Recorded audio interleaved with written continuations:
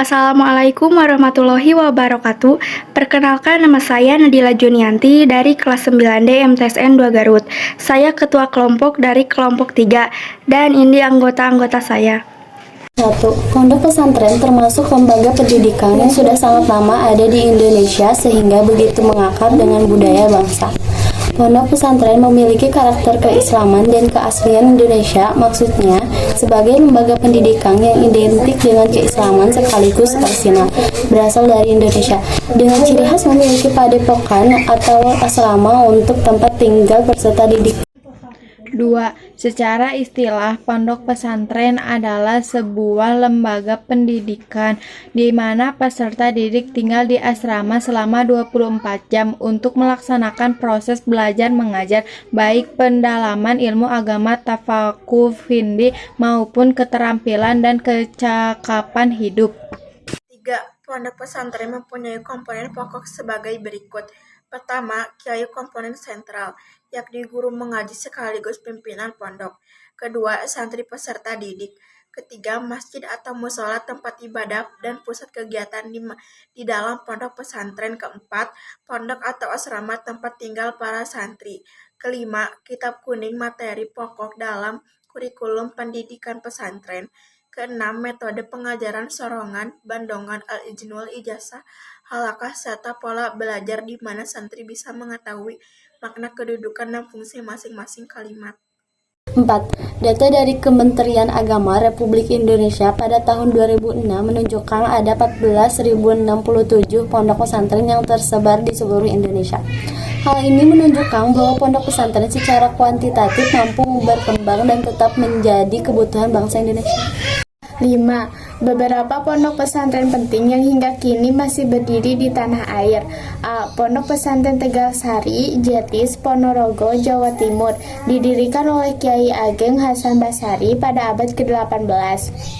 B. Pesantren Al-Hamdaniyah didirikan oleh Kiai Haji Hamdani pada tahun 1787. Lokasi pesantren terletak di Desa Siwalan Panji, Buduran, Sidoarjo, Jawa Timur. C. Pondok Pesantren Sidogiri. Pesantren ini berdiri pada tahun 1718. Pendirinya adalah Said Sulaiman yang masih merupakan keturunan Rasulullah SAW. D. Pondok Pesantren Darul Ulum Banyuanyar. Pesantren ini bermula dari sebuah langgar musola kecil yang didirikan oleh Kiai Itsbat bin Ishak sekitar tahun 1787. Pondok Emas. Pondok ini didirikan oleh Kiai Haji Abdul Manan pada tahun 1830 di daerah Semanten, Pacitan.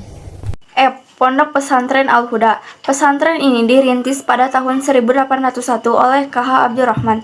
Di atas sana seluas 3.650 m2 di Kebumen. Para kiai dan santri pondok ini turut berjuang melawan tentara Belanda pada masa kemerdekaan serta melawan agitasi PKI pada tahun 1960-an.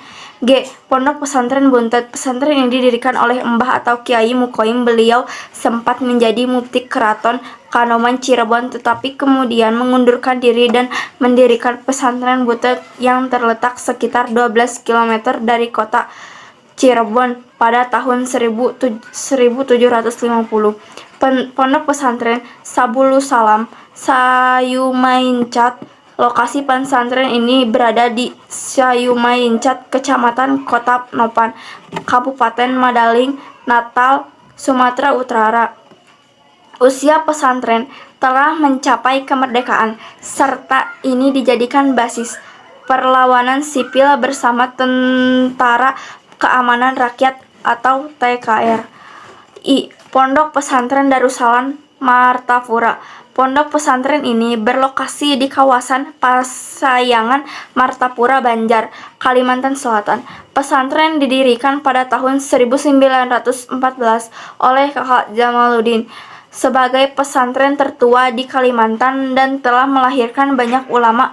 Pesantren Darussalam dijadikan acuan bagi perkembangan pesantren lain. Nomor 1.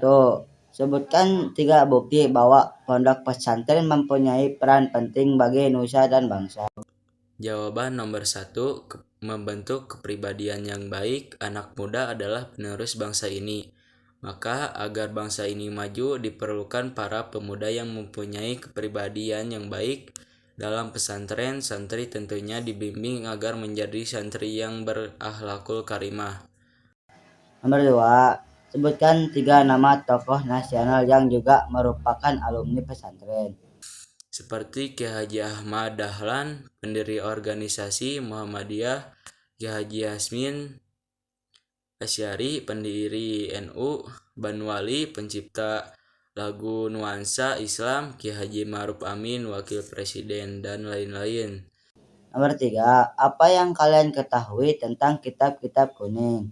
Pengertian kitab kuning salah satu kitab klasik yang memiliki peran penting dalam transformasi ilmu agama. Dikatakan sebagai kitab kuning karena kitab ini dicetak di kertas yang berwarna kekuning-kuningan. Ciri khas dari kitab kuning selain dicetak di kertas berwarna kuning, isi tulisan tidak ada harokat alias gundul.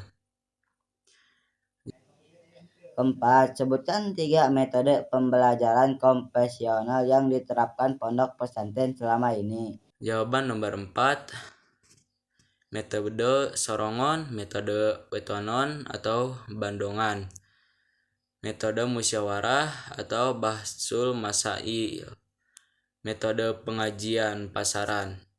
Kelima, sebutkan komponen utama dari sebuah sistem pendidikan pondok pesantren. Jawaban nomor 5, pesantren memiliki 5 unsur atau elemen, yaitu masjid, kiai, pondok santri, dan pengajian kitab kuning. Jadi kesimpulannya adalah pondok pesantren bisa didefinisikan sebagai lembaga pendidikan agama Islam dengan sistem asrama atau pondok di mana kiai sebagai figur sentralnya, pengajaran agama Islam di bawah bimbingan kiai yang diikuti santri sebagai kegiatan utamanya.